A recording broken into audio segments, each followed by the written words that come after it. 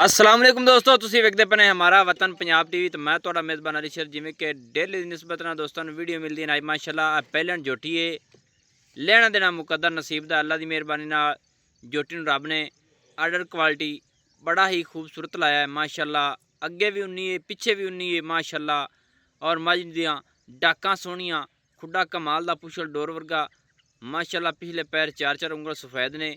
अच्छा भाईजान, अपनी मझ कितवां सूआ सूई है? पहले लेना है दोस्तों। मझ पहले सूई हुई है तो थले की सूई कट्टी केड़ी है? हाँ कट्टी कट्टी माशाअल्लाह। किन्ने दिन हो गए मझ सूई नूं?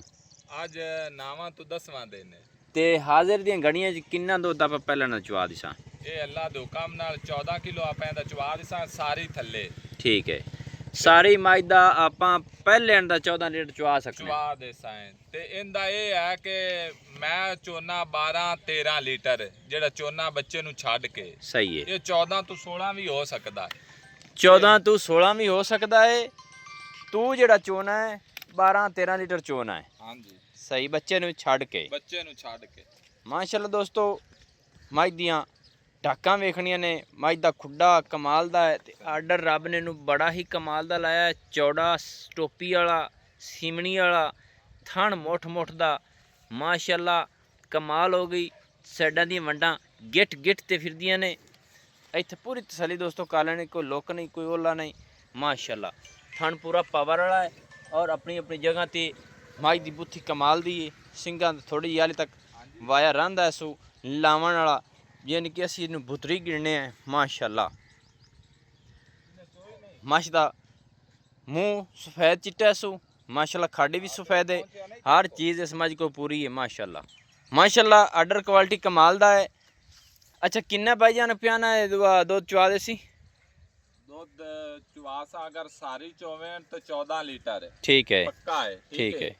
14 तो 16 हो सकता है। ठीक है, 14 तो 13 नहीं हो सकता, घट नहीं सारी सकता। थल्ले ते 12 लीटर मैं चौंदा पिया बच्चे नूं छड्ड के। ठीक है। ये है कि मेरे अंदाजे ना 1.5-2 किलो होंदा जेड़ा मैं बच्चे नूं छड्डना। लेकिन फिर थणा ते किसे मिणिया नहीं होंदा। किलो तो अल्लाह दे हुकम नाल पक्का ही होसी। जे बच्चे नूं ना छड़िए ते 7 सुबह ते 7 शामी ते अगर फर्ज किता बच्चे नूं छड्डिए तो मोड़े मैं 12 किलो चोंदा पिया दोवां टाइमां दा। पहले यानी कि जेड़ा तू चो लेना वो 12 लीटर है ते ए बच्चे नूं छड्ड के।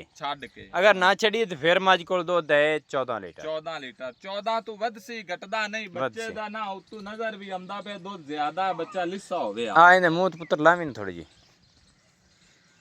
माशाअल्लाह दोस्तों, थल्ले कट्टी ने, आ कमाल दी दाना ने। अगे है मझ, ये पहले ने दुध मझ को चंगा है। थोड़ा जी टोरिया जी मझ नूं माशाअल्लाह। कोशिश थोड़ा वीर करदा है कि मझ दी नस्ल जात अच्छी होवे, मझ को दुध चंगा होवे। टुर जा माशाअल्लाह। मझ दा पेड़ा कड्डियां ते मोटू रहा। चलो बस इवें हुण जामण दे नाल माशाअल्लाह दोस्तों। आर्डर क्वालिटी मझ नूं चंगा रब ने लाया है। थान सोहना लाया सू पहले ने मगर कट्टी बस जी मोड़ लियाओ मगर कट्टी ने।